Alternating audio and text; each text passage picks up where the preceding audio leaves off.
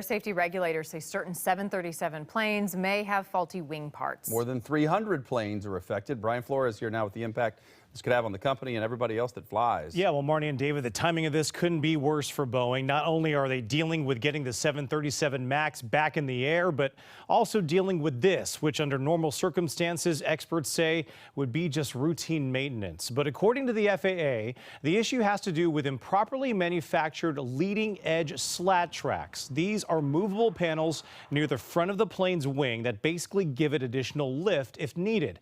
And the parts that were made were from a Boeing sub-tier supplier. Now, of the more than 300 737s affected, about 65 are here in the U.S. This is a mix of both the 737 MAX planes and the ones that are in the air. But the FAA says the affected parts may be susceptible to premature cracks or failure. The agency also says this would not lead to a loss of the aircraft. A local aviation expert says this is not related to the current 737 MAX issues.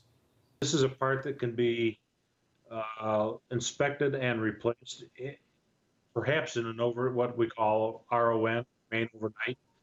The airplane flies its daily schedule.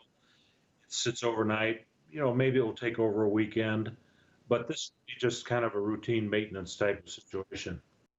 Boeing says they are providing replacement parts for the planes in question, and they say the repairs should take, as you heard, about a day or two. Operators, though, required to replace the parts within the next 10 days. And while some say the setback is small, perception here is what's key. It has had an impact on the confidence of the general public, of the flying public. Now, both the FAA and Boeing say there have been no incidents related to the wing parts on operating flights.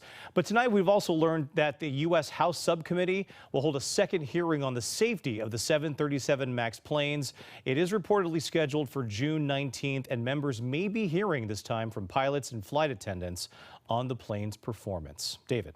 JBLM soldier deployed